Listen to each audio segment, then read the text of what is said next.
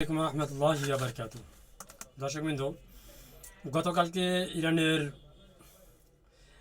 একটা post viral হয়েছে।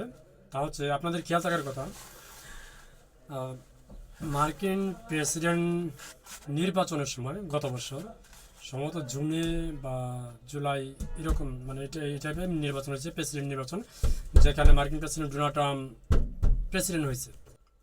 তো তখন আপনারা অনেকে শুনছেন যে ডোনাল্ড ট্রাম্পকে ডোনাল্ড ট্রাম্পের উপর হামলা করা হয়েছিল। সেই হামলাতে একটা গুলি ট্রাম্পের কানের সোজা চলে গেছিল, অর্থাৎ লাগে নাই, বাট একবারে কাছাকাছি। তখন ডোনাল্ডটা পড়ে গেছিল এবং তখন কয়েকজনকে অ্যারেস্ট করা হয়েছিল। তো ট্রাম্প তখন সরাসরি নাম মেনশন করে বলছিল যে এটা সাথে সরাসরি ইরান জড়িত। তো সেই ছবিটা ইরানে সরকারি ভার্চুয়ালের মাধ্যমে পোস্ট করা হয়েছে যে এবার আর টার্গেট মিস হবে না। শুধু পোস্টই করা নেই, সেখানে নিচে লেখা আছে এবার আর টার্গেট ডন্ট মিস, মানে মিস হবে না, টার্গেট একবারে জায়গা মতো যা লাগবে ঠুস। তো অনেকে বলতেছেন যে সেই ছবিটা পোস্ট করার পরে ট্রাম্প একটু ডরাইছে, এবং আমার আগের যে ভিডিওটা দিয়েছি দেখছেন তো, ট্রাম্প ইরানে অভিযান চালাবে না এরকম একটা ইচ্ছুক প্রকাশ করছে। ইভেন কি ইরানকেও সংযম করার জন্য আহ্বান জানাচ্ছে ট্রাম্প। তো আসলে কি বিষয়টা এরকম না, আমার মনে হচ্ছে আরেকটা কারণ হতে পারে, যেটা আপনারা জানেন যে গত বছর যে ইরানে হামলা চালাচ্ছিল বা ইরান ইসলি হামলা চালাচ্ছিল, সেই হামলার মধ্যে মার্কিন যে ঘাঁটিগুলো আছে এশিয়া মধ্যপ্রাচ্যে, কাতারে কিন্তু বিশেষ একটা অভিযান চালাচ্ছিল ইরান। সেই অভিযানে কিন্তু আমেরিকার অনেক ক্ষতি হয়েছে। তো এর মধ্যে 2-3 দিন যাবৎ আমেরিকা আপনার তাদের যে মধ্যপ্রাচ্যে ঘাঁটিগুলো আছে সেই ঘাঁটি থেকে বিমান, দামি দামি যুদ্ধ বিমান, তারপর হচ্ছে বড় বড় মানে যুদ্ধ করে এরকম নেতা টাইপের, ক্যারেক্টার টাইপের যে সৈন্যগুলো আছে তাদের পরিবার সহ এখান থেকে আমেরিকা নিয়ে চলে গেছে। কারণ ইরান কিন্তু ঘটনা ঘটে দিতে পারে। এদিকে আবার সৌদি আরব না করছে যে আমাদের আকাশসীমা এবং ভূমি দিয়ে ইরানে হামলা করা যাবে না। তো সেই মিলিয়ন্স, শুধু মিলিয়ন্স না, বিলিয়ন বিলিয়ন ট্রিলিয়ন ডলারের একটা বিনিয়োগ করে রাখছে আমেরিকা।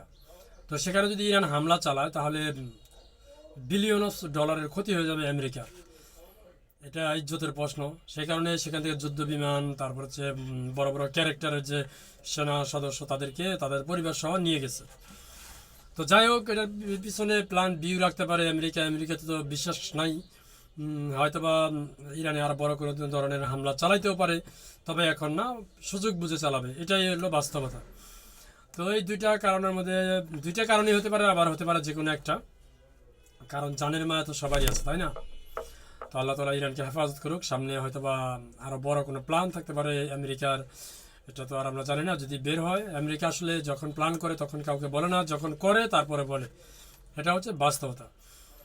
আর এর মধ্যে আবার গ্রিনল্যান্ড নিয়ে আমেরিকার সাথে পুরা ইউরোপের সাথে একটা টানা কষা দর কষাকষি চলতেছে। গ্রিনল্যান্ড যেভাবেই হোক, যে কোনো কিছুর মূল্যে হোক দখল করবে ট্রাম্প। আবার এদিকে ফ্রান্স, যুক্তরাজ্য, তারপর হচ্ছে আপনার ডেনমার্ক, সুইজারল্যান্ড, তারা সৈন্য পাঠাইছে গ্রিনল্যান্ড রক্ষা করার জন্য। ইউরোপিয়ান ইউনিয়ন, মানে সব কিছু মিলিয়ে ট্রাম্প যেভাবে যুদ্ধ সব জায়গায় ছড়িয়ে দিচ্ছে, মানে আসলে বলার মতো কোনো কিছু অপেক্ষা রাখে না। তবে আমিও চাই যে ওদের মাঝে একটা যুদ্ধ হয়ে যাক, কারণ ওরা বুঝুক যে যুদ্ধ করলে, যুদ্ধ বাজায় দিলে যে দেশের যুদ্ধ হয় তারা আসলে কতটুকু ক্ষতিগ্রস্তের মধ্যে পড়ে। এটা আমার বড় আশা, মনের আশা। হবে কিনা তা জানি না, তবে ট্রাম্প তো ট্রাম্পই, তাই না? আমেরিকা তো আমেরিকাই, এটাকে কন্ট্রোল নিয়ে ফেলবে, এটা হচ্ছে বাস্তবতা। তো তারপরে ফ্রান্সের প্রেসিডেন্ট ইমানুয়েল ম্যাক্রো, তিনি খুব শক্ত কড়া ভাষায় যুক্তরাষ্ট্রকে হুমকি দিচ্ছেন, এবং গ্রিনল্যান্ড তার নিজস্ব ডেনমার্কের যে সম্পত্তি সেগুলো রক্ষা করার জন্য যথেষ্ট ভূমিকা রাখতেছে আপনার ফ্রান্সের প্রেসিডেন্ট ইমানুয়েল ম্যাক্রো। তারপরে হচ্ছে আপনার যুক্তরাজ্য। তো কি হবে আমি জানি না, পারলে ভিডিওটা শেয়ার করে দেবেন। ধন্যবাদ। আসসালামু আলাইকুম।